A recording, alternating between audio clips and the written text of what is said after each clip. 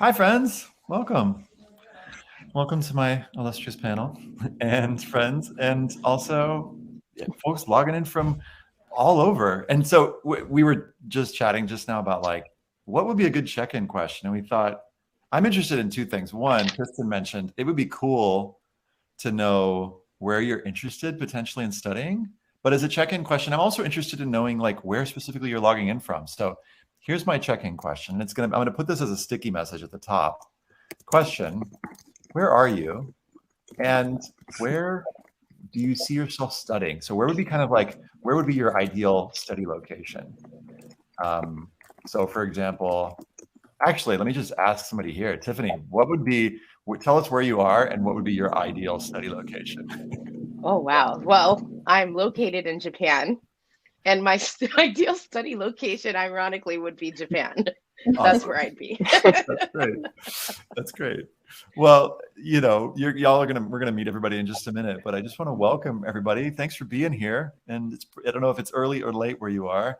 I'm in Los Angeles. It's 5 p.m. here, and we're glad you're here. Now, there's a weird trick of this where there's a 15-second delay between when we say a thing and then when you all hear us. So just know that that's a thing that's happening. So.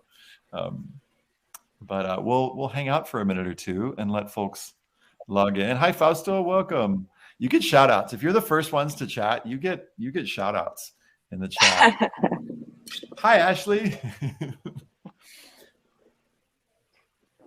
So let us know if you're just joining us. Let us know, where are you and where would be your ideal study location? You can just put that into the chat.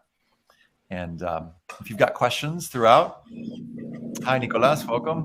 If you've got questions throughout, you can just put it in the chat. There's a little Q&A section. And thanks for answering our poll. It looks like we've got 10% US students. We've got 30% non-US students.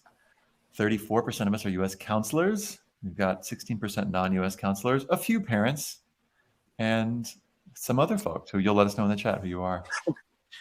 So great. Lucia someone has answered the question. I'm from Uruguay and I want to go to the East Coast in the US. Awesome. Thank you, Lucia, for leading us. We want to hear from more of you if y'all feel inspired to share. So hi and welcome. My name's Ethan. I am, sometimes people call me the college essay guy when I wear those funny glasses. And welcome to our session on college list building with my awesome guests, Tiffany and Emily and Kristen. You're going to meet them in just a couple minutes.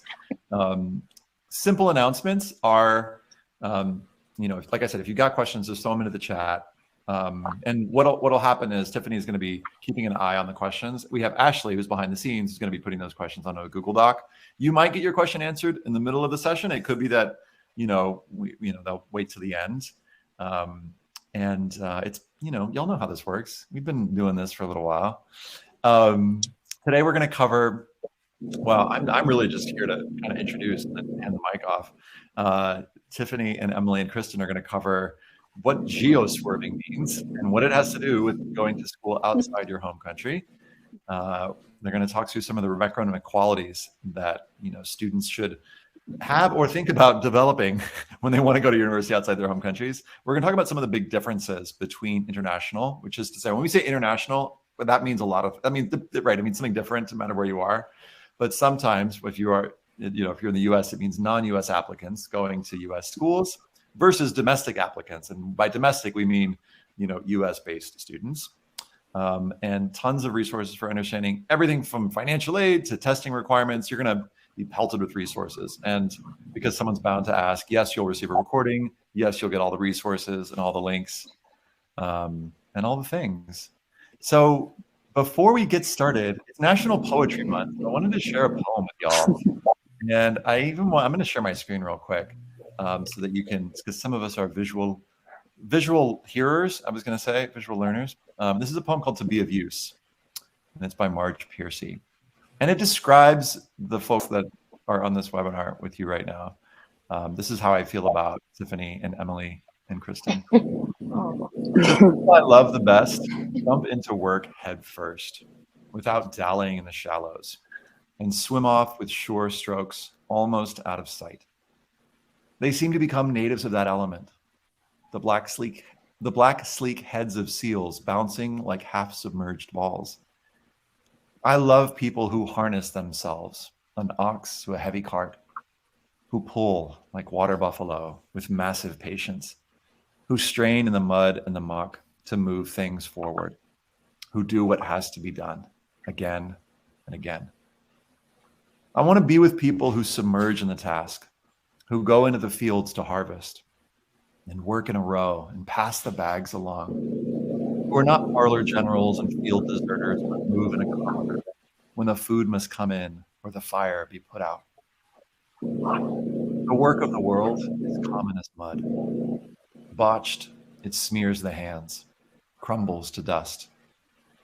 But the thing worth doing well done has a shape that satisfies, clean. Greek amphoras for wine or oil. Hopi vases that held corn are put in museums, but you know they were made to be used. The pitcher cries for water to carry, and a person for work that is real.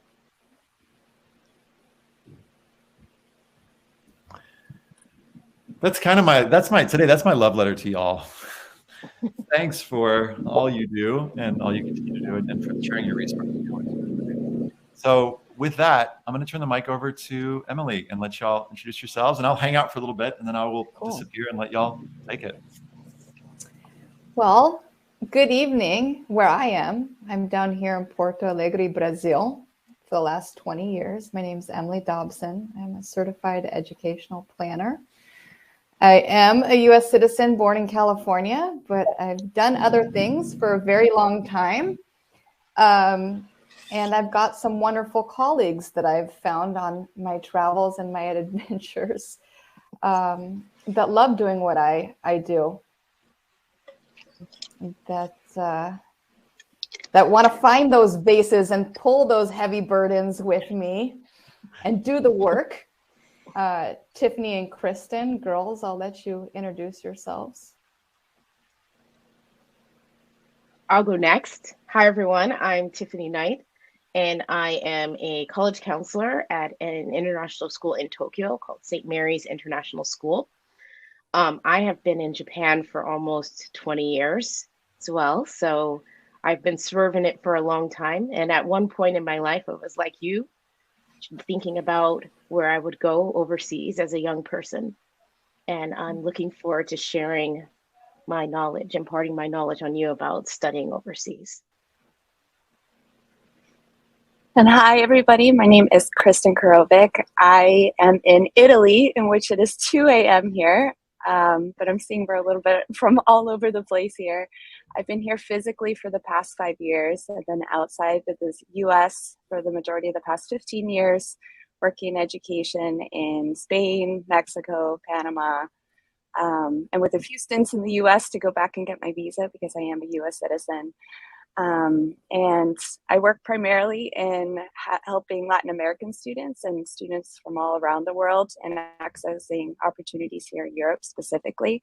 So that's why it's 2 a.m. and I'm still proud to represent the area here. And I think we have a really great discussion today to talk about why options outside of the US, where all four of us are from, the UK and Canada. Although I see there's a lot of interest in the group too and going specifically to the US. So I'm excited and we're excited to answer your questions.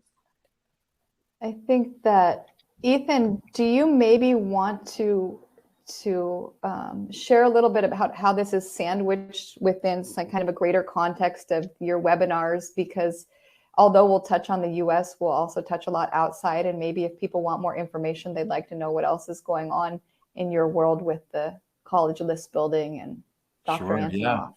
Yeah, this webinar is a free webinar that we're released widely to our list. So some of you are just kind of like, maybe this is your first event, maybe this is your first webinar with College Essay Guy. So welcome. Some of you are taking part in this list building course that we've been doing with Stephen Antonoff. And if you don't know what that is, don't worry, we'll follow up. Ashley can follow up with a little link that describes what that is. And that's a pay what you can course offered with Stephen. Stephen is one of the most well-known folks, at least in the US, in terms of helping students find their college options.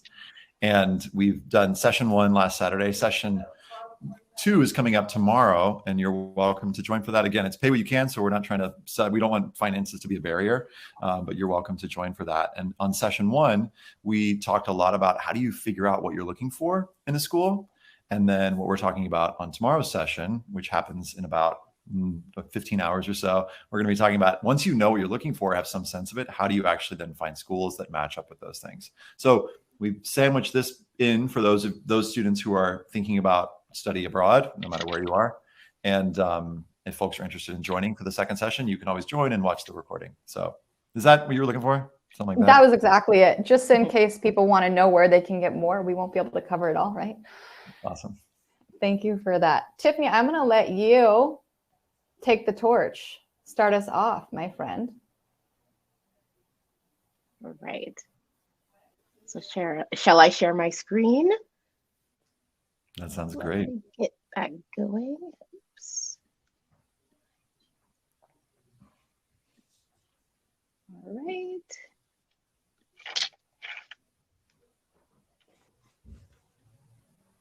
Hey, Kristen, how's the weather in Sicily? I see the trees waving behind you. Are you warm over there?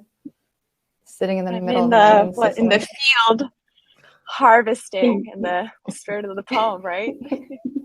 That's awesome. Can you guys all see my screen now? Is it there? Not yet. That's odd. Hold on. I apologize. I clicked screen share and it says that it's screen share on. Try one more time. There it goes. There we go. My apologies. All right, let's get started. So again, welcome everyone again for joining our presentation where we're going to talk about list building for international students. And for the counselors that are here, we hope to give you some useful information to support your students as they start thinking about options outside of the US. And we're going to also say outside of the UK and Canada, because there are some of the more popular destinations for outside of the US. But we can consider those, if some of you here are thinking about the UK and Canada, we can talk about that as well. So earlier we checked in with you to check what kind of person you are joining this presentation today. So we also want to know what you're thinking about in terms of where you want to apply. So if you're a non-US student thinking about applying to a US school, if you can throw number 1 into our chat for us. If you're a non-US based counselor working with students applying to the US, we'd love to know that you're here. If you're a US based student applying to a school outside of the US, let us know you're here by clicking or selecting 3 and typing it in. And if you're a US-based counselor working with students applying outside of the US, we'd like to see who you are. I know we have some parents in there too. So if your option's not there and you haven't already shared, please let us know. And if you click that, on the right side, Tiffany, if you click where it says polls, it's right underneath chat. I think you'll see those numbers. You should be able to see, because I threw up a poll at the start. Oh, thank you, Ethan. Yeah. Webinar Jam is this is our first jam. Yeah, no worries. Let me read it to you. Yes, I see it. I see it. Yes. 9% US students, 27% non-US students, 34% US counselors, 15% non-US counselors, 5% US parents, 5% non-US parents, and 2% other. Awesome. Wow. Okay. A nice group here. Yeah, it's a great mix.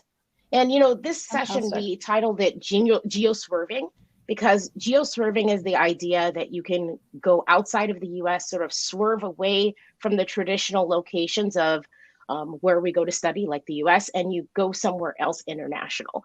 And the intention is to be international, to become international, to explore international options for your educational needs. So what are some of the things that you want to think about when you're planning to geo-swerve, as we call it, planning your college list for geo-swerving, or helping your student to geo-swerve as they plan to move or to plan their post-secondary plans? So I know in the presentation we had before, if you remember, ladies, we were listening to Ethan and Dr. Untitled talk about some of the qualities that students should be looking for within themselves as they're planning to go to college. And there's that self-reflection process that they need to really think about. Some qualities as an international student or moving outside of the bubble of studying in the US, we want you to think about certain qualities that you need to have that are different from thinking about studying in the US. And this is one word here, grit. Yeah, for us, we talk about this a lot because there's a certain level of preparation when you're going outside of your comfort zone. And specifically when you're going outside of countries that may be more used to hosting international students, we're seeing big growth. We're seeing growth outside of the US, Canada, and the UK, which is why we chose to focus on that. And we wanted to talk about it in a different way, some way that we would all kind of understand, where does grit start from? Talent is kind of a natural aptitude. It's something that you naturally do well at. You could be really great at math. You could be a wonderful tennis player, a great writer like Ethan. But if you add effort to it, if you're purposefully training it, it then becomes a skill. Okay. And if you add effort to what has become a skill, that becomes an achievement. But then effort in itself has to be something, right? Because if it's added to something else and it's so transformative, what is effort? Why is it when we add effort to something, it makes that something even greater and even more profound? And we say that's grit. We believe that when you add effort to something, that shows grit.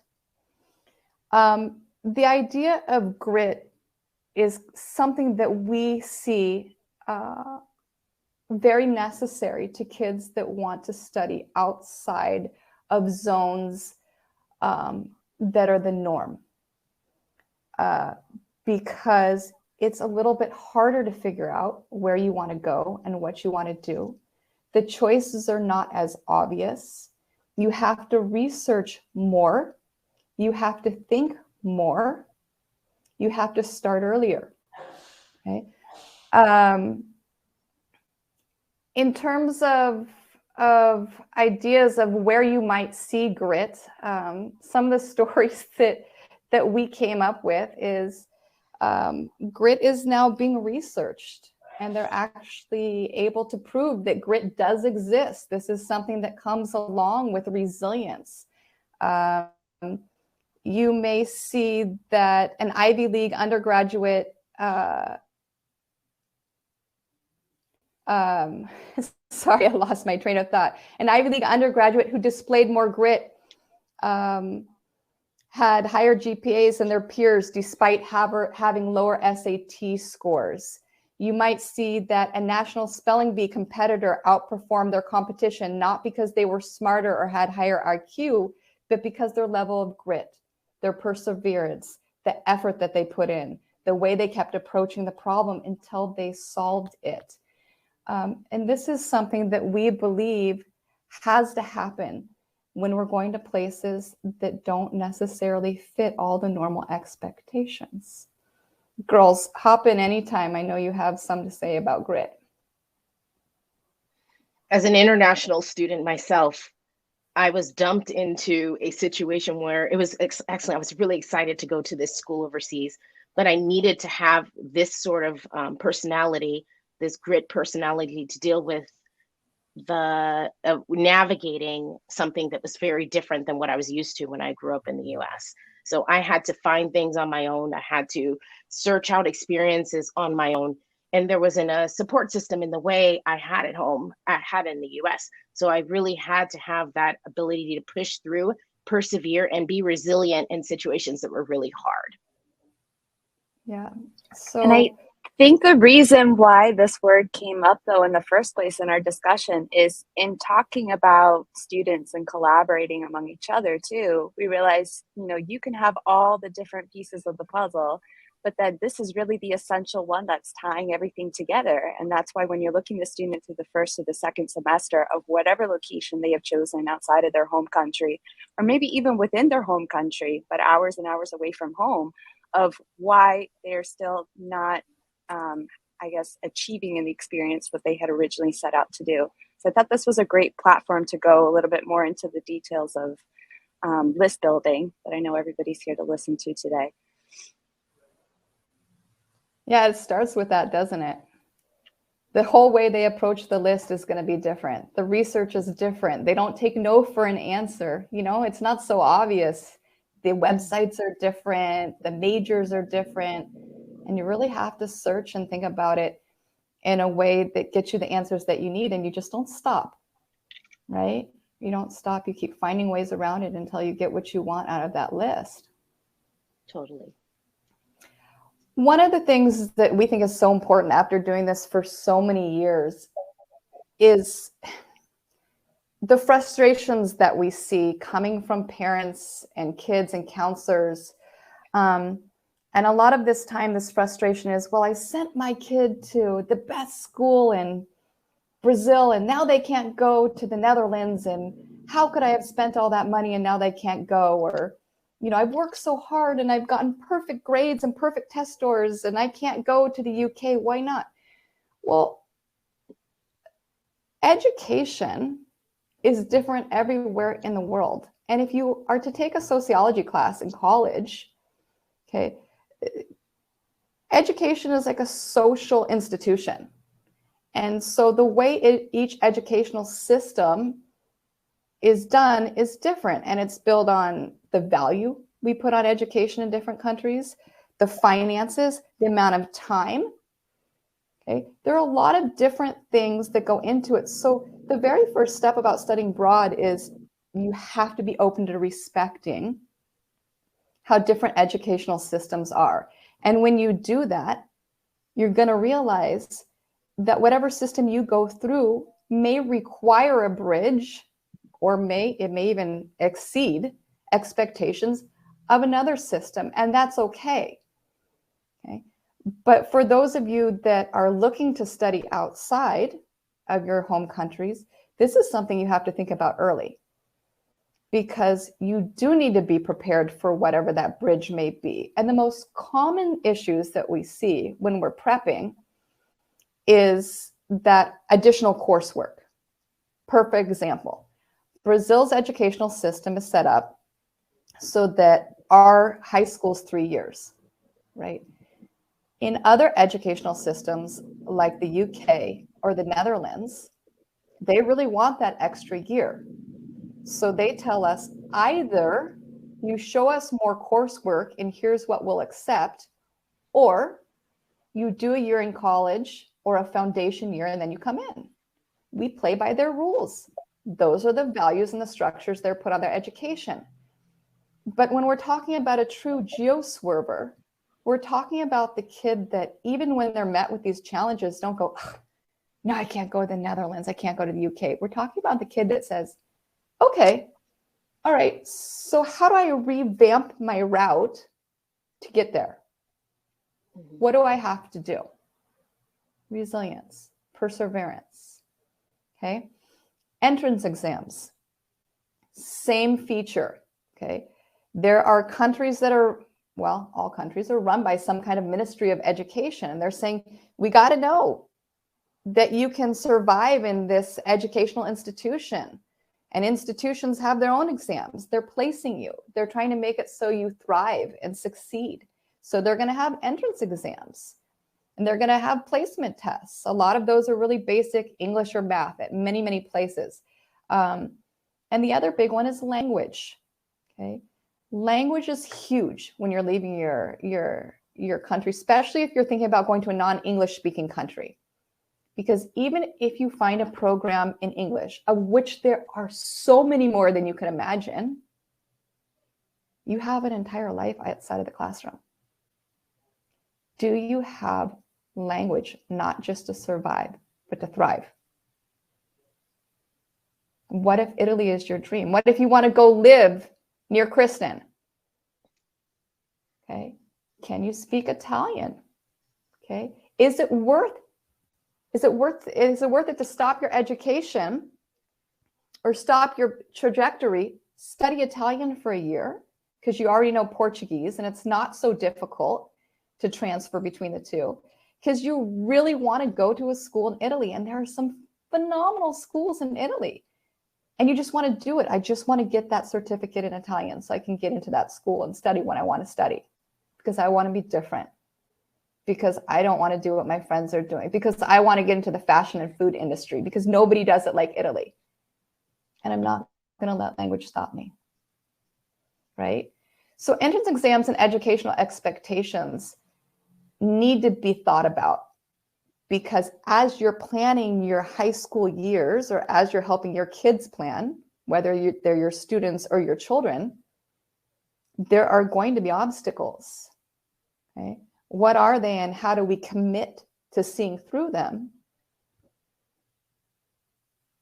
Means checking things out, right? Means considering what the options are. And we'll talk a little bit more about that. But these are things that you think about before you start those lists. And this is a very big part of that research process, just identifying what these exams and educational experiences are, expectations are. And remember, we've been talking about this self journey and sort of exploring who you are as a person, what you need, what you want, and how to take care of yourself as a part of sort of figuring out that college list. And that also leads us to this next slide where we talk about getting out of your comfort zone, because that is a major part of going overseas. And all three of us could probably spend about 2 hours like we did earlier today talking about comfort zones. I mean, we haven't lived into the US for years. We've pushed ourselves in all kinds of limits. We all speak at least 2 languages now. We've learned to live in different countries, do our banking in different countries, find friends in different countries, just shopping in different countries, ingredients, cooking, everything. But, I think the one thing that all three of us can say, and you can tell us if you're also feeling this, is we've never really felt comfortable in the comfort zone. We have always been those people to do something a little bit differently. And I know there were a bunch of stories, girls, that we were telling earlier about what it means to be out of your comfort zone. I think that'd be nice to kind of share those to see if some folks identify what it may mean to them to kind of be pushing those comfort zone walls a little bit. Yeah. So I was a student. I think when I first came overseas, and I think all of us have that sort of experience. Kristen, go ahead. Why don't you share first? I know we have a little bit of a delay. Yeah, no, we had a great talk about this earlier, but I think the bigger questions for students to ask themselves too is, do you have that itch inside of you that you know that there's something different that you want? And this is what we were asking each other today. And I realized too, I was born and raised in the US, and my first time living outside of the country was with my college's study abroad program. And I did not live in a very diverse community. And for me, it was having access to the radio and 5 different stations, I think, or maybe 6 that were there, and listening to one that had Latino music and not knowing, what is this reggaeton? What are they singing? What is salsa?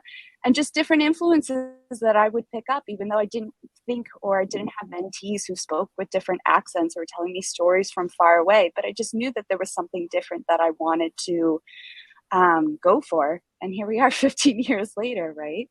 And I think that's what we all share in common. And that's what a lot of our students share in common too, when they are talking about their different goals or desires, even though they can't quite put their finger on it, but they know that they want to leave home, or they at least have the desire to explore it for a year. And that's the other thing too.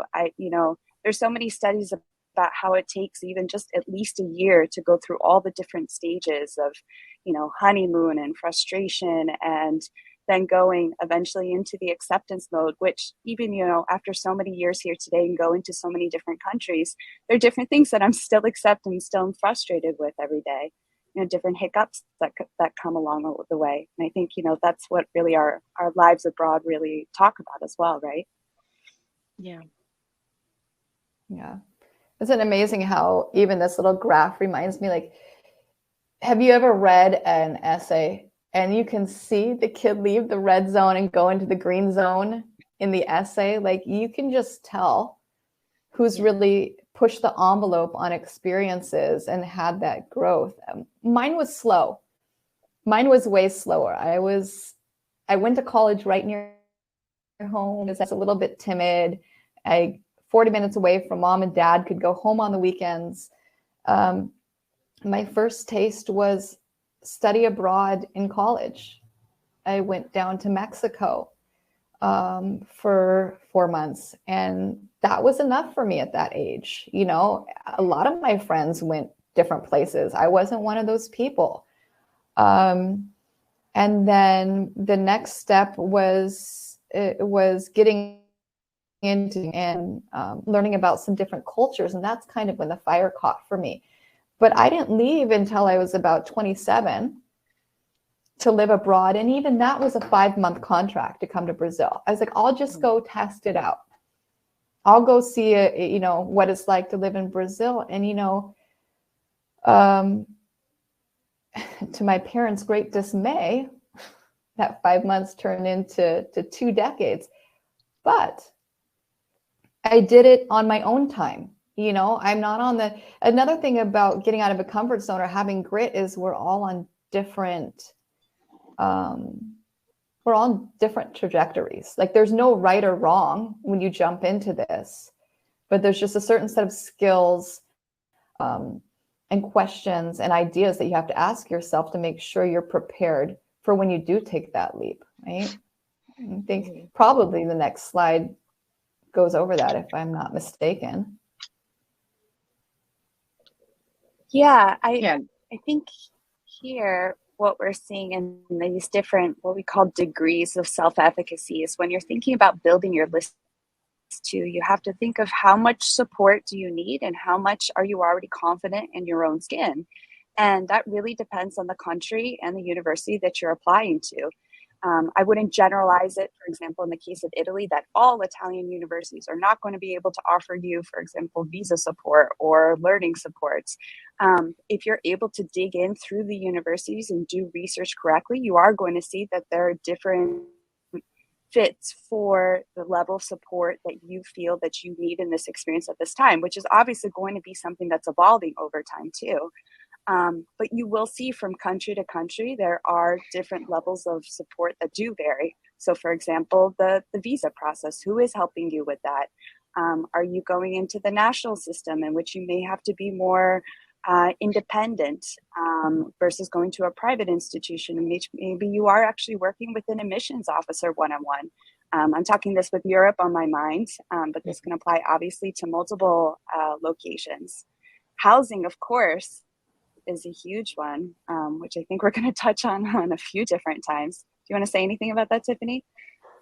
Yeah, in Asia, or at least Japan in general, sometimes you get housing support, sometimes you don't. So you have to go out and find your own apartment before you move in. One thing that I've noticed with helping my students move into Japanese institutions is sometimes learning support and disability services aren't as available as we find them in the US. So if a student has a learning disability, I am always concerned if they choose to come to Japan, because I don't know if they would be able to get the same sort of support.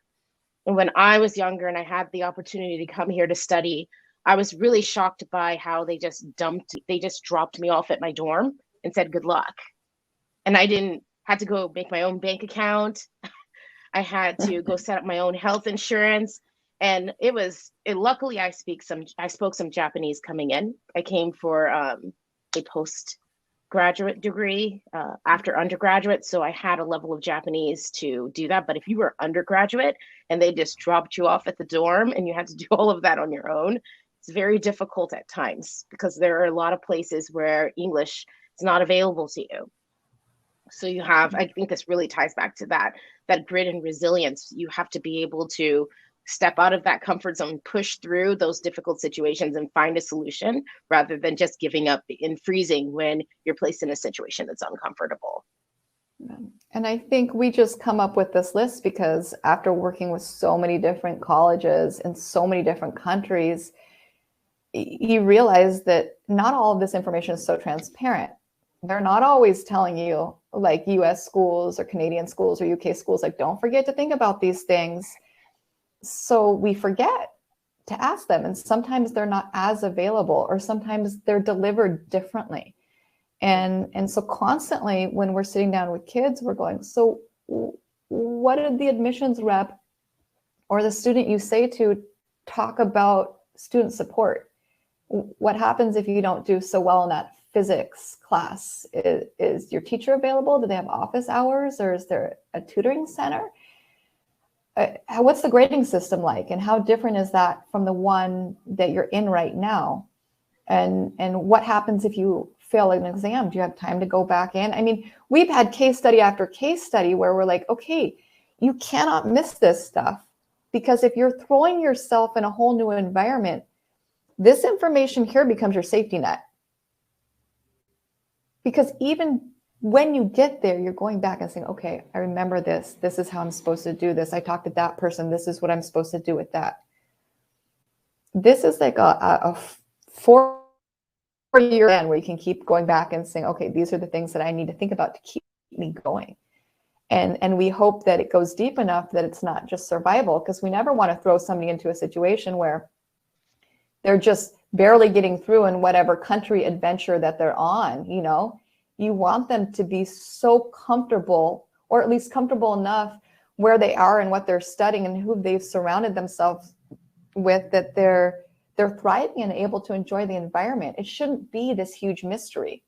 It should be exciting. It should be scary. That's part of getting out of the comfort zone, but it shouldn't ever be unmanageable. Ever. And I thought that this tweet, the screenshot that we put up here too, this study is actually going to be in the resource sheet as well, which I think will answer many of the questions that I'm seeing popping up in the chat. There's a lot of really good content that we have on the resource sheet. But if you think about how you would even measure self-efficacy and success ultimately of students abroad, one of the measures that they actually used in the study is the number of social contacts and meetings that students actually had per week as one of the indicators of what their degree of self-efficacy actually was. And they found that they really needed to network and support, whether it was with the university or through that channel. That's one aspect, but really it's, you know, having that characteristic already on your own and expanding through your social circles, that's where you're ultimately going to be able to, what they say, not even view the culture or your new culture that you're in as threatening. Mm-hmm. So shall we talk more about, shall we talk a little bit more about the research process? So we've given you all of this information to think in more depth about yourself and what you need, and doing that deep dive sort of understanding of yourself. And now you'll dive into the specific research of the institutions. So we have some qualities or things that you should look into in more depth as you are researching parts of the world, institutions, wherever they are in the world, to determine if they're a fit for you. So our first column, we have it broken up into two columns, society and university, because as Emily said earlier, you have to think about how you will live in this society in which your university is located. And then we have the column about university research, so you can understand how this university is a fit for you. So shall we start with the society column, ladies? Sure. So the words we have here, we'll go through them in more detail for you. Language, local and student cultures, housing options, living expenses, visas, weekend activities, transportation, and now in our current quarantine, pandemic life, COVID measures. So I'd like to start off talking about language, because the first thing that I had to think about, and I know ladies, you had to think about this as well, was language. And when I moved to Japan ages ago, we won't mention a time period in which I moved here, there was a lot less access to English, in particular with reading things. So I remember when I first moved here and I was taking the train, I could not read any of the signs. And sometimes it was devastating. I would like cry because I didn't know where I was going and I'd get lost. But ultimately, I spent a lot of time learning the language so that I was able to read the signs. And then now they have a lot more English on the signs, so I can't get lost if I didn't speak the language anymore for whatever reason. And I think we have so many. Yeah, I think we talked about that earlier. So many great anecdotes.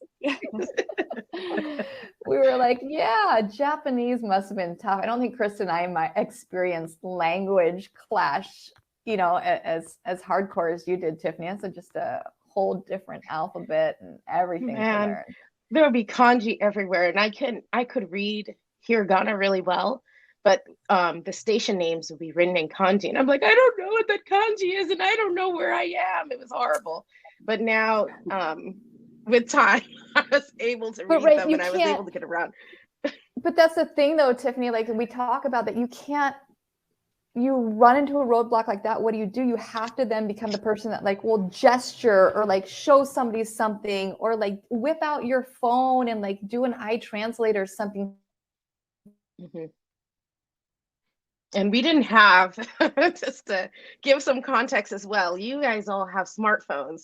There was a time when there were no smartphones. You carried a dictionary with you to get around. So you are very lucky to be able to use your smartphones to auto-translate things to help you. But that's just one story. What other societal pieces, ladies, do you think it's important for them to research in more depth as they're considering different parts of the world? So I'm happy that the resource list is in the chat. There are some really great articles that I also had a hand in crafting too, because there is so much that we can talk about of how you can go more in depth in your research, thinking about the different locations that you potentially want to go to, the how to research universities that are outside of the US and how to research colleges without visiting a campus are both two really great articles. But you can also, I mean, this is just to give you an idea here of looking through the website, looking through the blog posts, getting really creative with who you're talking to, the alumni network. I would definitely say use LinkedIn to your advantage. See where people from, where graduates, if they've come from your country, especially if you're not getting an answer from admissions, because again, different universities have different degrees of how they are even corresponding with you. This is a screenshot from Study in Sweden. They have an excellent YouTube channel with all these really great videos and talking about international student life, so you can be more informed about housing, because again, that's something you may have to commit to well before you are going to attend or just after you get your acceptance. There's just kind of out of the box questions too to think of, you know, depending on what your level of talking with the school is. I had a father of a student in Panama, for example, who said that he really wanted his daughter to enjoy a Sunday meal off campus at a restaurant because that's what he normally does on Sundays. And she did not say that. She said that she didn't really fit in at school because she would have to invite her friends to go out to eat because they didn't have the budget for it. You know, so I'm not talking about weekend activities, just like where are the parties? If you're in Europe, are you traveling to different places over the weekends, which can also be a really common habit and lifestyle too. But all this feeds into, okay, what are your expenses? How are you spending your time? I think another really great question for universities, and I was really pleased when I started seeing this breakdown because I don't feel like we had this in the US, is how much time is it expected for you to study, to do homework? You know, for every credit hour, how many hours are you supposed to be putting back into it? Is it going to be feasible then for you to have a job? I mean, the list just goes on and on. And obviously, you know, we can also touch upon this later too.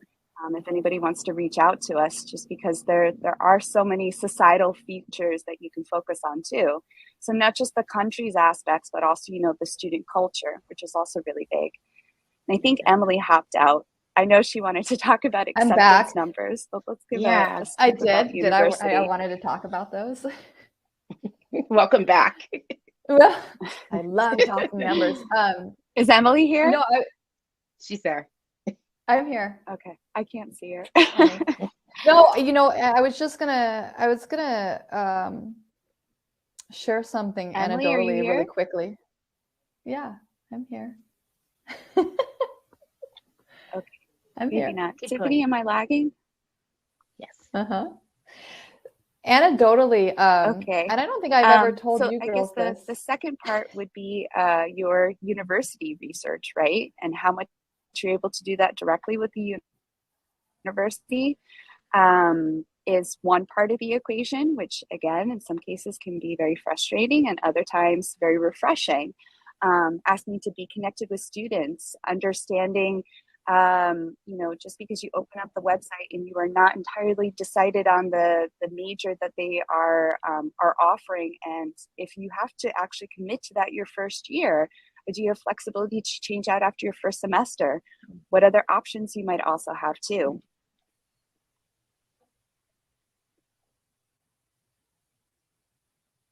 Okay.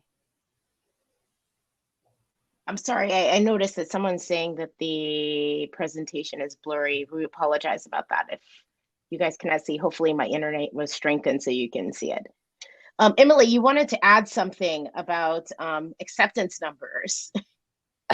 I did. You keep driving me back to these numbers, didn't you? What can I tell you about numbers? They can be very scary. I would say earlier today that acceptance numbers are probably much bigger in the US, and that's a big thing, and that has to do with rankings and who gets in and who doesn't. And it's not my favorite thing. But I think what we talk about too is, kind of just knowing if programs in other parts of the globe have fixed numbers to them, because they'll state that, in certain programs in Brazil and the Netherlands and other places, they're going to have a certain amount of kids that they let in. I think it's important to be realistic when we're looking at numbers and talking about them, but I don't necessarily think that Tiffany, are you there? Emily, are you there? I know there's some drive our thinking. There's some blurriness from the audience. I can't also see Emily right now, so I'm not sure what happened. I think, Kristen, you're having a delay. Emily's speaking. Yeah, hilarious.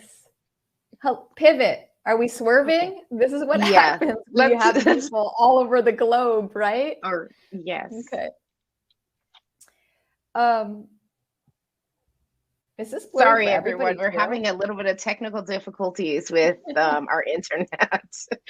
All right, so shall we move on to the next slide? All right, so leaning in more deep, you guys are researching your schools. We gave you some areas that you need to focus your research on. We want to give you some more tips to sort of lean into that research and push it forward so that you can figure out the region that's a good fit for you and the universities that are going to be a good fit for you. So first and foremost, don't be scared to reach out to the admissions office and ask questions. The admissions office is there for that reason.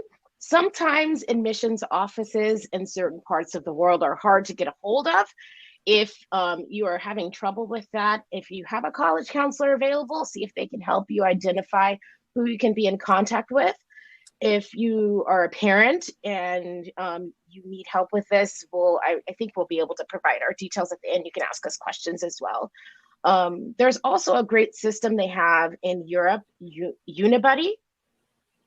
And you can find a college student attending schools in Europe and you can ask them questions that way. That's an excellent way to sort of lean in if you can't get a hold of the admissions office and ask more questions. Any of us will tell you that when you start looking outside of the usual suspect of countries, it can get really difficult trying to find information. We spend days and weeks hunting down information, but that's part of what it's about, right? And you have to think of a million different ways to get that information. I think Kristen actually snagged this. I just realized this off of my checklist for my kids, this table. And it's like, don't stop. Yes, I did. You couldn't find it at the admissions site, then call them. You can't call them? Okay, find them online. You can't find them online, go to LinkedIn and Google it. Search it on LinkedIn. Like, don't stop. If you want it, you will find it. And, you know, it's just not a priority of all schools to have presence that other schools do sometimes online. You know, they just don't need it or want it or work with it, or maybe they're growing into it. Who knows? You can find it. It's there. If we can find it, you guys can definitely find it. I'm pretty sure most people on this webinar have a million more social accounts than all of us do put together, but it's there. And it's worth the time because you're going to find really interesting things and talk to really interesting people. And this is really character building to apply to these schools, or start researching these schools and build your list this way. Right. And so as you're continuing to lean in, go ahead. Sorry, Kristen. I was just looking at some of the questions from the Q&A. So, for example, if you were looking at how to choose which state to study in the U.S., or bringing the research more to a practical purpose, how would you move forward with that? Studying in the U.S. or studying overseas? In the U.S., and you want to choose which state. If I was thinking about states, I think about things like weather and population when I'm narrowing down states. I think about weather. I think about community and how the surrounding community affects what programming they may have at a university. You know, what businesses may be around for internships. I try to tune out the noise. People have these opinions. Like, there are states that people are like, don't go to that, and it becomes a political mind game. And it's best, I think, at that point to talk to people that maybe are studying at those schools, current students, even professors. Admissions is awesome. They're always amazing, but there's stuff going on the admissions desk. I think that's also important. So if you're choosing states to look at the community around. Because colleges are always influenced by what's going on outside of their walls, always. That's why they thrive. That's why they have the programs that they do many times. I think that's also a great tip when you're thinking about regions in the world. You're leaning in to find more information about that country, what sort of society, culture, population they have, what are the cities like within that country. I'm just going to tie it back to what I know well, Japan. Like, living in Kansai near Osaka is very different from living in Tokyo. So when you go and you research those two areas, you can sort of figure out which one's a good fit for you. So just sort of lean in and really dive into that research. Don't listen to, as Emily is saying, the noise where people are saying words, stereotypes about a particular area. Yeah. Let's look for more solid factual information like stats. And I think that brings us to this next slide where as we're leaning in, we're looking at more stats here per country to help you understand fit. This chart that we have, Kristen, what does it tell our viewers? So this I thought was really helpful for counselors in particular, in which you're looking at where students are going to, what are the popular regions? Again, we normally hear about the US, UK, and Canada. There are still really great questions about that too, but where is mobility happening and who is it happening by? Which is why we've also put those resources in our sheet too. So thinking of different populations, and then there's so many different studies of, okay, for example, even if you are an English language program, is it by local students who are taking it? Is that the majority? Is it students from abroad? Because again, that's going to determine your level of support as well. Mm-hmm. And then if you really want to go into more data, the next slide has a great shot that I was pretty impressed by, in which you can actually search by country, and then also where over the years, where are students actually moving to? All of these stats that we provided here are in the handout, so we apologize that it's not clear for you to see them because my internet is not strong, but you have access to these, so you can click the links and check them out on your own. I think, girls, too, it's prudent to bring up that, going back to the question about, how do you know where to study? One good indicator is checking the international student population at some of these schools and in the programs. In the US in particular, kind of my go-to number is, with a good strong population, is about 10%, which it seems to hover right at about 10%. And then schools that have more than 10%, they're doing a really good job at getting those students in there and retaining them and taking care of them. But it's another decision factor. If you're going to school that has very few international kids, is that a good fit for you? Do they have the support systems? You come up with a whole new list of questions that you have to think about. So it's another way to kind of consider states, regions, schools, to look at that international student body. So here's a quick pop quiz. Let's have you guys type the numbers in the chat. How many English top programs were available in Europe in 2014? What do you think? Put 1 if you think it was less than 1,000. 2 if you think it was 1,000, and 1 to 20, 2,099, 2,999. 3 if it's 3,000 to 4,999, or 4 if you think it's more than 5,000.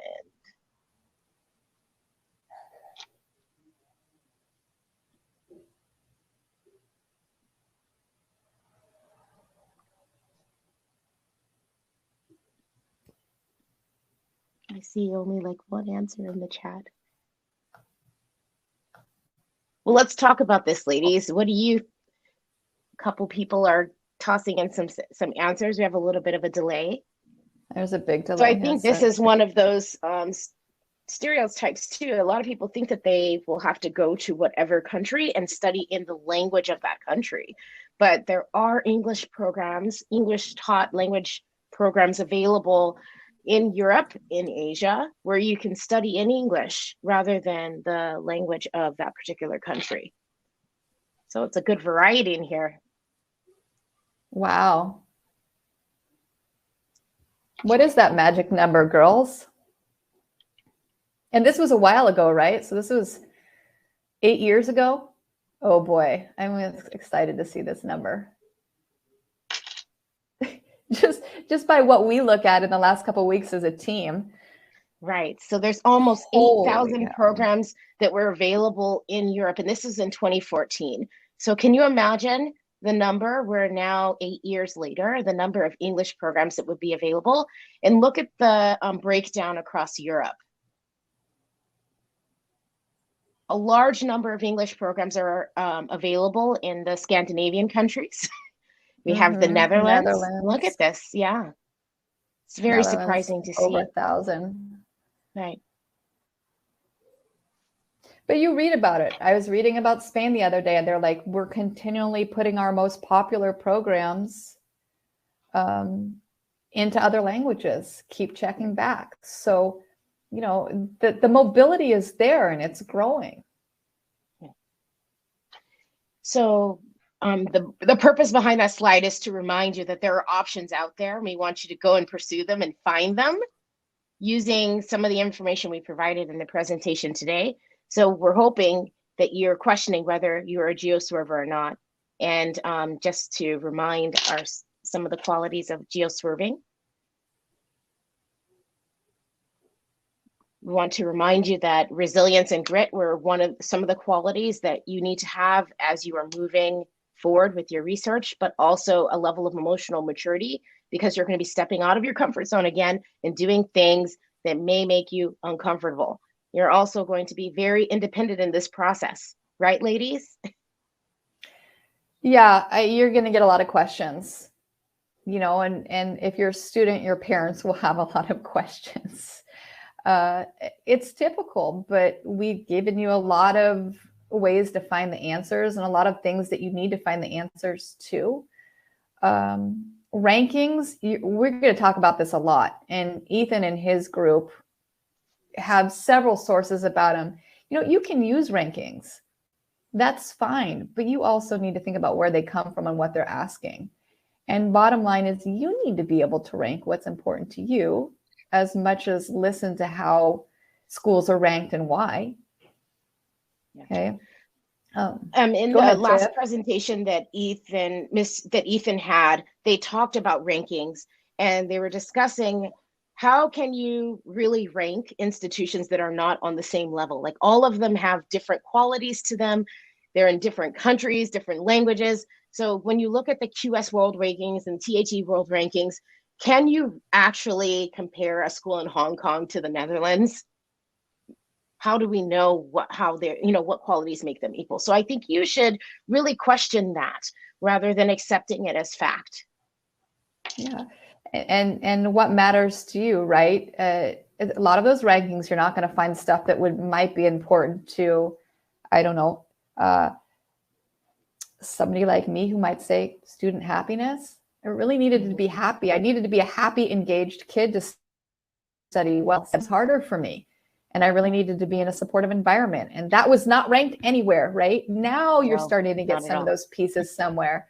But, if I had paid attention to rankings, I'm not sure I would have ended up at the right school. I had to do a lot of internal research to figure that out. Yeah, and I think this is sort of a great segue into the slide because you're talking about like what you still have like questions. What if I'm not ready yet? Yeah, not ready to make this decision. Late bloomer alert. No, but that's good, right? We don't all swerve the same way, and your geo swerve may be when you get married and have kids or take a job abroad. It may not be education for you. And that's fine. But what if you just want to test the waters? We talked about this too, because we don't want to be like, oh, everybody needs to go geoswerve and go plan your college list right away. Go check your visa. See how many passports you need. Like, we don't want that. That's not what we're trying to say here. I think what we want to say to you is figure out if you have that itch. Do you want to get out of your comfort zone? Okay. Then let's start talking about it a little bit and, use your local colleges first.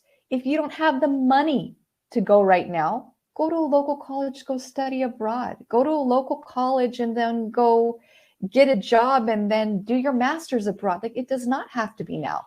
Nobody in the world said it has to be now.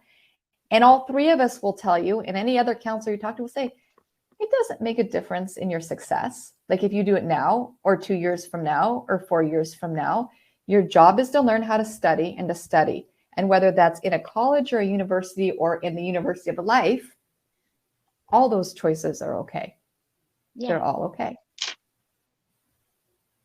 Yeah, we have a question from earlier in the presentation about asking, what are your recommendations for students who would like to learn Spanish and study in another country? I mean, in my opinion, I feel like we've given a good foundation of how there's so many different ways to think outside of the box. And even just going back to the last slide of, this is not a straight journey. I didn't, arrive here at 3 a.m. in Italy because that is what I thought I was going to do when I was 20 years old. There are so many different ways of how we can look at how you're able to do this. So even if it comes down to something like Spanish, okay, are we talking about a US university with a study abroad program? What countries are we talking about? What ability is there to experience something over the summer or volunteering, or the population in which you may be able to speak Spanish to available already in your home community? What is the overall purpose you want to achieve with it?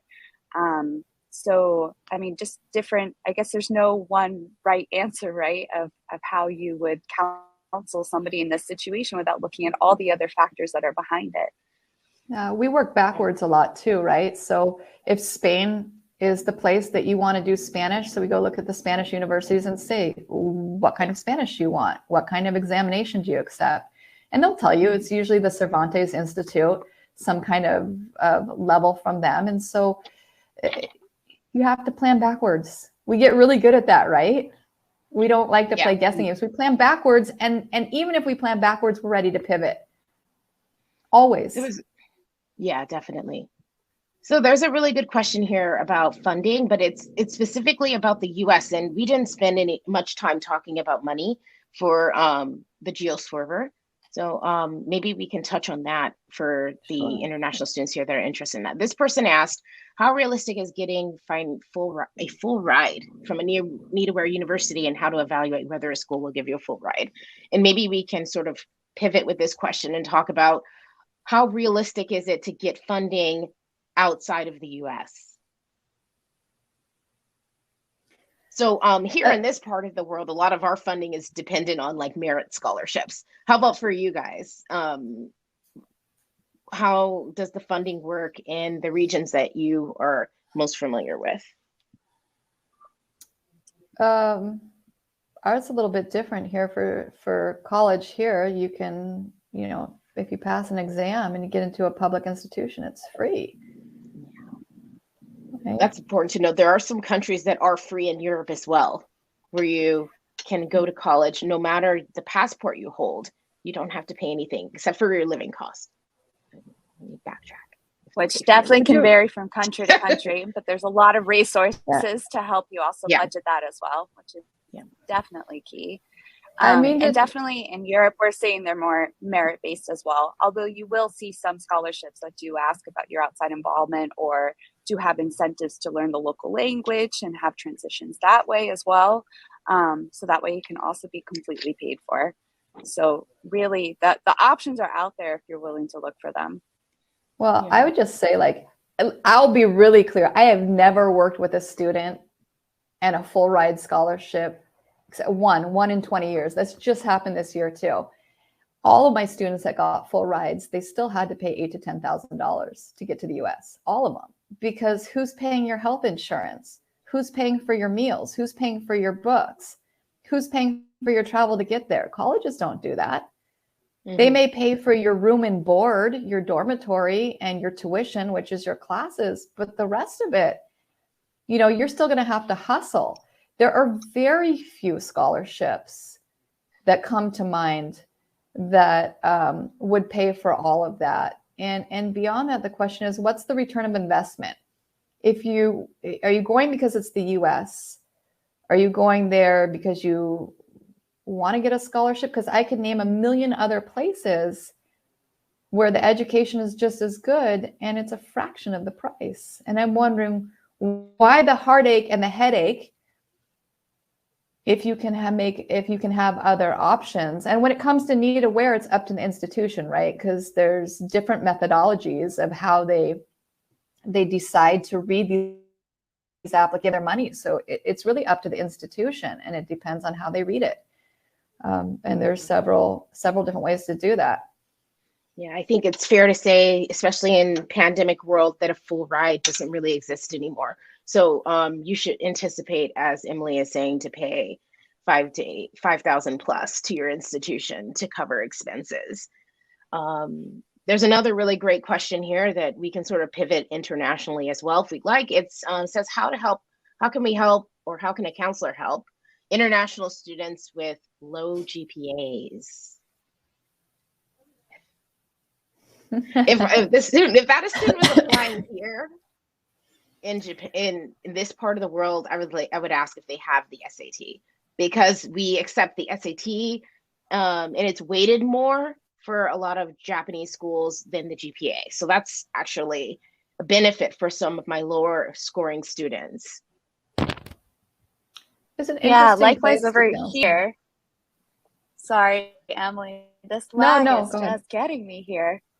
But definitely over here as well, I would say, well, does the low GPA, would that translate into not being able to be successful on passing one of the entrance exams that you would need over here? Do you have the proper math, science, English skills of what's going to be needed in order to be accepted at the university, which you will get a ranked list after that, and then potentially could even get a scholarship off of that?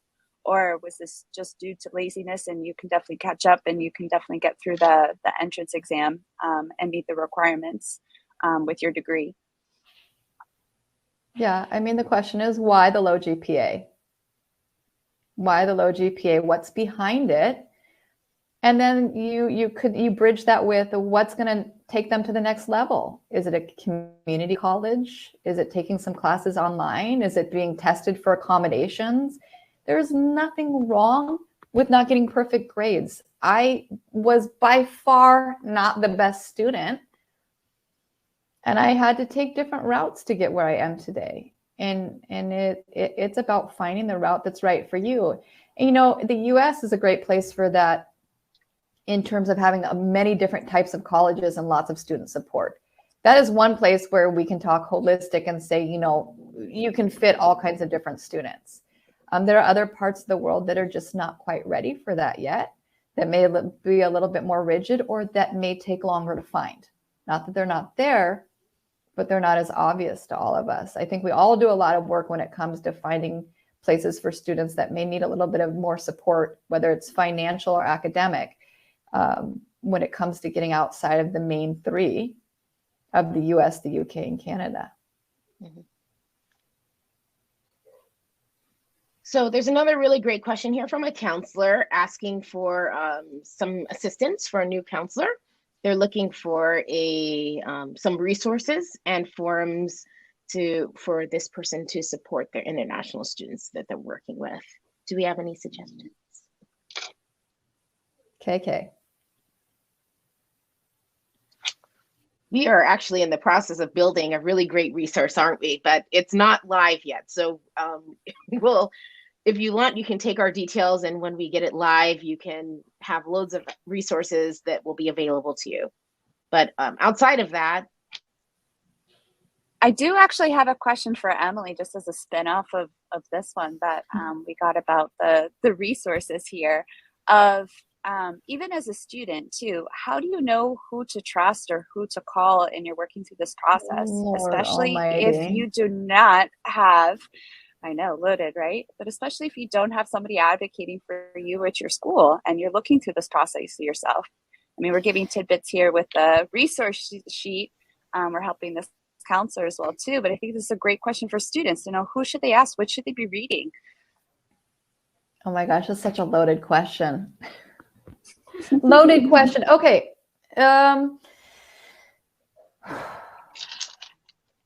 First of all, anybody you work with should not be paid by a university unless they work directly in the university admissions office. Period. Always remember that. Those of us that work in the college counseling arena, okay, you know what? I can't say that because there's some people out there that do both and might be good at what they do. But there are several different associations that many of us are a part of or work with. Kristen, I think maybe this is where you were going in terms of finding independent counselors. I think there's that, but then also knowing what are you actually consuming and what you're looking at online, you know, going back to what is actually good research. Well, that's a whole other question student too. Or a counselor. Well, I think there's a bunch of them, right? We like anything off of the Education USA sites. We like collegeboard.org. We like the study in sites like Study in Canada, Study in Holland, Study in, you know, a lot of these have funding behind them that are done by the right people and the right institutions. Kristen, you made a gigantic handout for tonight, did you not? With a whole bunch of resources that are trustworthy. And I think that's going to go out to everybody. But I mean, should all be able to see it in the chat. I mean, anything that you do here, anybody you work with, and anything that you get involved with, just like any research, it's like, who's behind it? What are they getting from it? What's their background? And I think it's really important. And I think especially when we get into these gray waters of studying outside of places that are the norm, where there's less support and less knowledge, I think it's so important to make sure that you double check your resources. Right. And even us, we do this all the time. Like, we are constantly going back and checking things and checking out people and checking out, you know, sites to see what's right, because we get conflicting information too. And back to the counselor's question, there are loads of forums that you can jump on. I think that we can say that we're part of them as well. On Facebook, there are a couple of groups. There's an Ask Japanese University group. There's a Dutch Higher Ed group. There's a UK group that you can join. All of them are full of representatives from that part of the world that can answer questions for you. So I highly recommend that you join those forums so that you can ask your questions. And another great thing that I know that they have in South America is they have like huge chats where you can ask questions. I'm not sure where you're located in the world, but maybe you can start a chat with counselors in your region where you guys can ask questions whenever you want at any time of the day. That's extremely useful and helpful for regions. Yeah, and for counselors, of course, there's always the international ACAC, you know, to join, become a member of that, which we've all been for many, many years, to find resources there that are really valuable. Yeah. Yeah. So we had another question in our list here from a student that wanted to know about studying in the UK. And although the UK was one of the countries we were avoiding because we were trying to swerve away from the more traditional locations, they want to know where to begin their research for UCAS, studying right? in the UK. UCAS. Yeah, so the answer is UCAS. That's where you apply. That's where you research. Everything is done there. That's the great thing about the UK. Everything is in one place for you. You don't have to go to a bunch of different websites to get any information. I also shared the UniBuddy link in the chat. So if any of you are interested in linking up or connecting with a student that is attending an institution somewhere in Europe or in the UK that you're interested in, you can have them connect you with a student so you can ask questions. Yeah, UCAS is really actually a really unique website. It's very succinct. It's very well done.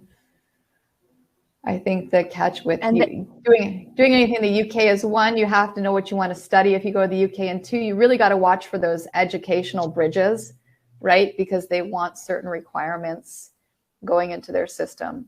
That's what we always find coming from our region. There's another really great resource too, if it is country specific, to check it out on our resource page from NACAC about admissions to non-US universities. And in there, you'll find a quick breakdown of every country or several countries' educational systems. And it's incredibly helpful just to start your research, be pointed towards the right links, and just get a feel of different areas around the world. So highly recommend that, which I think answers a few of these questions too, even in advising US students to study in Latin America. Emily, in your region of the world, is there anything that you want to mention about that? Studying in Latin America? I would say that I've got, is this a question or is this just a comment that you came up with, a question about studying in Latin America? No, it's a question from a student. They would like some advice for a... Go ahead. Oh, there's some phenomenal places all over Latin America. I mean, you choose Portuguese or Spanish, right? We're the only country that's Portuguese down here, but there are some really amazing places down here. And we have a great group. We have a great Facebook group, if kids are still using that, called LATAM College Counseling. And if you put your question into that Facebook group and say, I want to study this and I'm interested in these countries, I'm sure there'll be several counselors from those regions that would be happy to share more about the schools that might provide some of that programming. So another actually, this is the same student. Another student asked a question about how to shortlist universities as an international student. And they also ask about internship opportunities that are available for international students. And I guess my question would be, are we talking about the US or overseas? I guess we can choose to not make this a US question. Is that what we like to do, ladies? And well, I think internship is kind of like everywhere these days. Yeah. I can't think of one program I've seen that doesn't offer some kind of internship. Yeah, and then it's definitely valued depending on the educational system that you decide to opt for too, right? Like if you're going to go to a Swiss university, there's 12 months that's required of vocational training just to, before you're able to even go into your second year. So a lot of it can really be built into it. There's a great school that I spoke with, a business school in Amsterdam, which was also saying that so many students actually take the project that they work on during their first year, and that ends up being their passive income as they end up completing their next 2 or even 3 years while they're with the school as well. I don't know if we touched upon this because I did cut out during certain parts of the presentation. But when it does come down to making lists, as far as if you have safeties, targets, reaches, all these terms that we seem to hear about too. Honestly, my message always is for this part of the world, if you meet the requirements, if you know that you're going to do well on the entrance exam and you end up doing well on it, you will be accepted to it. So creating, these lists of 10 universities within Italy, for example, does not exist for an Italian student that's here. And normally it shouldn't exist for a student who's looking from abroad as well. I see we're getting even more questions now. I would say, ladies, maybe we can take another 2, and then and anybody can reach out to us anytime via our website. How does that sound? Yeah, I think I just opened up Pandora's box here. No, we can do another chat. We'll plan another live chat. We can answer some questions. I think it's easy. It's easier to do it when we're all live. Yeah, there are some questions here that are very US centric. I think that for the US questions that we can take some of these and take them to one of the other sessions that we're having that is based on US students. And we can choose the last ones that are focused on the international ones. So there's one here. This one about the ACT and the SAT, I think that's a good question for us. Like in terms of Europe, do this universities accept both the ACT and SAT for applications? In Japan, it's both, but most students take the SAT. And I think in this part of the world, same thing. You can take both, but most students take the SAT. Mm-hmm. I was reading this more as, is the material comparable? Again, there's so much information about that, but there's different testing dates that are available internationally. I think it also depends on, if you like a paper-based test, even though the SAT is going digital, if you want to have it on your computer because you are already abroad and taking the ACT abroad, if it is available to you.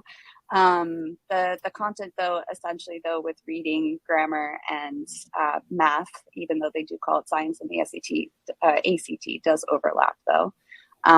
And yes, it is pretty interchangeable, I would say, at any university that you are looking at, although you may have to advocate for the ACT if they're if they are not aware of it, which does also happen too.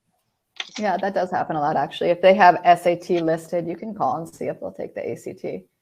I think I feel that for second language speakers that have less contact with American style systems, the ACT sometimes is the easier test, even though the timing is shorter because it's content based and the SAT is problem solving based. And so just to train yourself, just to self-study, overall, the trend seems that the ACT is the easier one to study for, but it's good to know them both and to figure out which one will serve you best, depending on your list. Yeah. Usually when my students are picking between the two, if they don't like science, they don't take the ACT. So we should add that point. That is one of the huge differences between the two tests.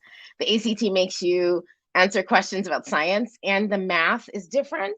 The math and the ACT, I think, goes to like trigonometry, and the SAT touches on more complicated algebra. So you should determine which area you're stronger in, and then pick the test based on that. And there are some places that will want the ACT because of the science portion. So you have to do your research to figure that out. I'm going to backtrack to this question about a student talking about studying overseas for their master's. And I think that's an excellent idea because that's what I did. And there are lots of opportunities in English overseas and with scholarship for master's programs overseas. Mm-hmm. Yeah, it's a whole different system, right? I think master's is just plentiful. Money is not as easy to come by in many places for master's, but the programs are fabulous. In Asia, they give lots of money for master's students. They do. Yes. So if you want to study in Asia for your master's and want to be paid for it, you can come over here. Especially Japan, it's a full ride. And they'll let you do it up to your PhD and pay for it. Phenomenal. Yeah. Phenomenal. All right, so there are quite a few questions here that are about students going to the US, and I think we are running out of time. So do you want to pick one more of these and wrap up, ladies? Are there a string of them that have something in common that we could cover, like a 2 or 3 prong question? This one is from a counselor. Yeah, they're very different. This one is about, I think this one's from a counselor. How do you work with parents, support students with high expectations, want high-ranked colleges, and think that it's only worth paying for those institutions rather than the best fit for their son or daughter? You know, this sounds like our work. Shall we answer this question? Who wants to go first on that one? Oh, how many hours are in the day? I know. This is a very difficult question. And I think that we all as counselors encounter this. I think that for me, it's chipping away at the exterior little by little through conversations and sort of showing the family that opportunities are available for students outside of these high rank institutions. A lot of the focus for this is because the families think the only way for their son or daughter to get a job is to go to these schools with a name brand. But you have to show the families that it's possible to be successful without going to one of these institutions. And that's usually what I do, using numbers, showing examples, case studies, anecdotes, whatever it is, to show them that it's not necessary. Yeah, and I think if I'm going to look at the other side of that, sometimes you're going to have to let these families just do what they're going to do. And you say to them, I don't agree, and this is your college list, and the whole time I've been telling you A, B, and C, but you know, here you go, let's go. And you just make it clear that that's not your choice. And I think that if we try to micromanage or worry about too many things, and this is after, you know, many, many years doing this, that you can't hold on to everyone. And I think it's okay to give yourself space to not win everyone. If you get 1 or 2 on the list, you've done your job, you know, 1 or 2 that'll be good fits. And in the end, they're going to choose what they're going to choose. And your job is to protect the kid and to drive them into as many safe spaces as possible. So within what's going on with families, if you have a few safe spots in there, you've done well. I mean, I know we've all lost battles and we all have parents come in. And I think the one thing that I can tell parents all the time is, I will never remember where your kid went to. I'm not going to remember where your kid went. Yeah,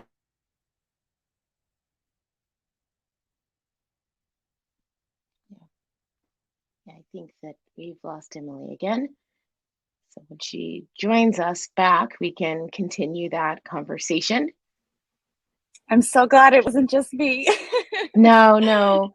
So maybe we can answer this next one. Another student brought up a question about low GPA and sort of how to compensate for that.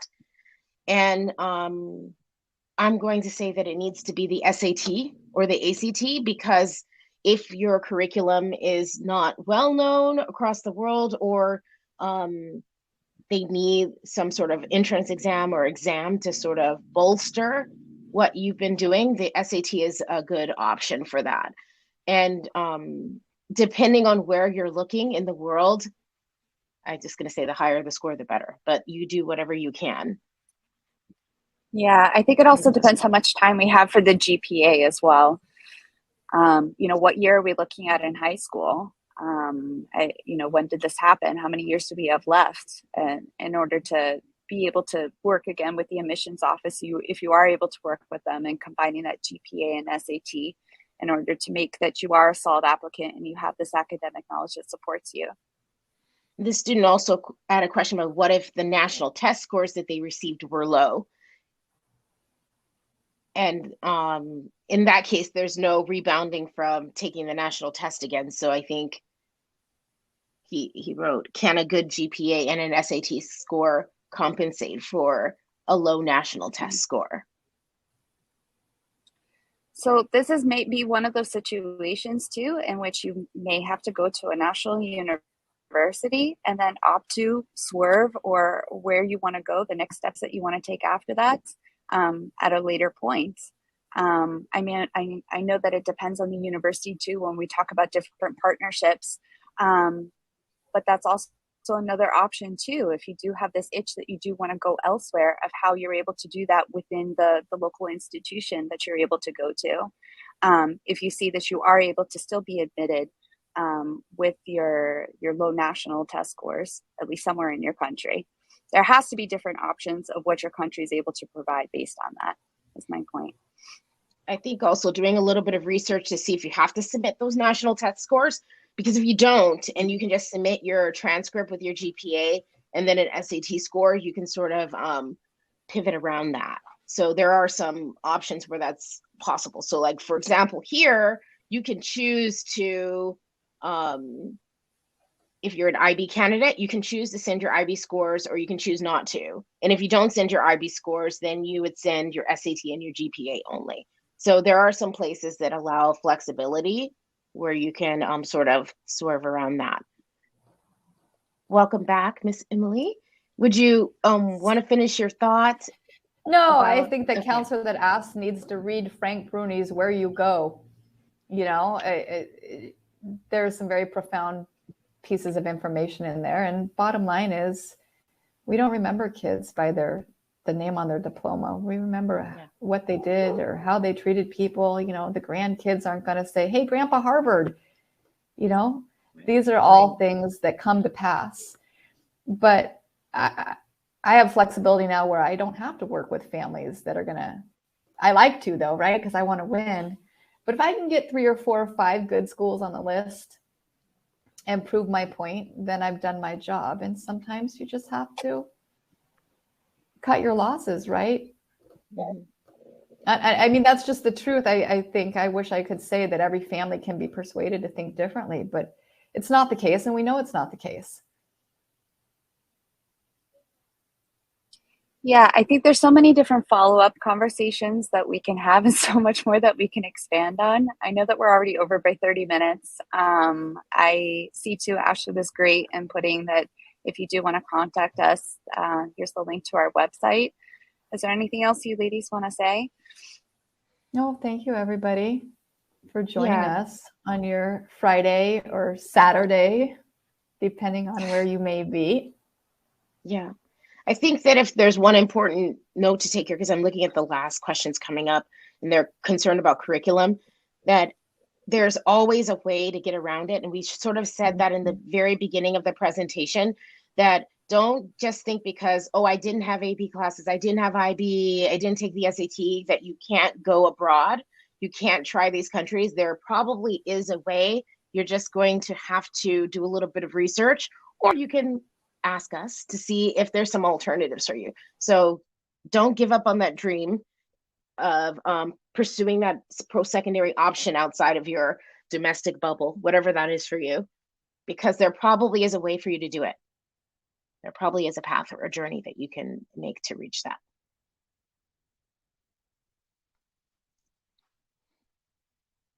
So I guess if there are no other questions, we're so glad and thankful for you to join us. I know Emily will pop back in to say goodbye to everyone before we conclude. I don't actually know if she's here or not. There's just been so many tech problems, but No. you know, this is the beauty again of working from abroad, from all these different locations in the world, from even just trying to host this presentation, you know, and not looking at these again as obstacles, but just a really great experience. We do hope that we answered many of your questions. Maybe you were anticipating something different. We would love to hear from you. And we hope we really, you know, opened your eyes too, and how to look at this list building depending on the different regions that you have in mind of where you may want to go in the world. So, buonanotte, buongiorno. Arigatou gozaimashita. Sayonara. And I think Emily would say obrigada as well. I know, she's not here. I was trying to leave it on until she comes back to say goodbye. Thank you.